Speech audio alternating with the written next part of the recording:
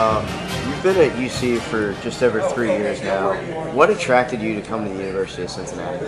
Well, it's interesting. You think of a fit anytime you have an opportunity to be in a leadership role, and it's a fit. I was fortunate enough to go to college in the Midwest. I went to grad school at Ohio University, and you think of the community of the Reds growing up as a kid, even though I grew up in Colorado, loving the Reds and loving that wholesome competitive nature of the community. Sports matters in Ohio. That is all attractive elements of wanting to be a part of it, and it's lived up to all of that. And we have significant hurdles yet to get over, but we're having fun, and just couldn't be more honored and pleased to be a part of a community that, again, embraces sports in such a big way. And the hiring of Luke Fickell has obviously been a big storyline throughout the last few months. But what's been your kind of thoughts of how Luke's done over his course of the first few months? It's interesting because as many people maybe don't recognize, whether it's the high school level, the college level, or the professional, well, hiring coaches is not an exact science. But when you think, again, back to similar to why I wanted to be at the University of Cincinnati and why we selected Luke Fickell is because of fit. I mean, he is Mr. Ohio.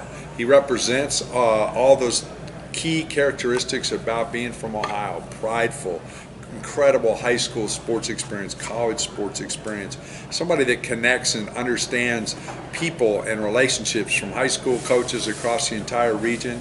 And obviously that's why we selected him. And so obviously when we are currently ranked 29th in the country on recruiting, that's phenomenal when you consider the last couple of years we were in the 70s. So obviously we are thrilled not only with his results, but the fact that he is a true and genuine connection with our players. And that means a lot to us. We like that.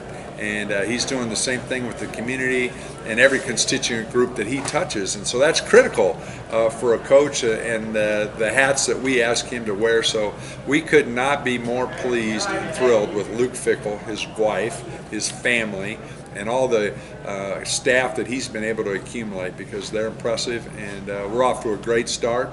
And we hope he stays undefeated as long as possible. And kind of transitioning to some basketball stuff, how has the Fifth Third renovation been progressing, and what new amenities can fans expect, and how big of an advantage do you think this could potentially help recruiting? Well, we're thrilled about the improvements we're making to Fifth Third, and we really believe in the end it'll be the finest on-campus facility in the country. What do we mean by that? So cantilevered seats on the end that are hanging over the court and creating an intense environment and an intimate experience for our fans. We're excited about that. I mean, the current Fifth Third, or the old Fifth Third, before we've demolished the inside of it like we have, we had 6,000 seats in the upper deck, no concessions, stands, and no restrooms. And so you can imagine the experience for our guests was not very good. So obviously we're fixing that. We're going to have 2 concourses where you can actually meet friends and walk around, numerous club rooms, club space to be able to meet, to have fun, upgraded concessions, I mentioned those, more restrooms, sight lines, no more sitting straight ahead in the courts to your left, rounded seats in the upper deck. And we'll go from about 13,186 to just shy of 12,000. So it's more intimate, better, more comfortable, better lighting, better sound, better video boards, more ribbon, electronic ribbon boards. We don't even have them now to say more, but that energy that'll come from that will really change the fan experience for everybody.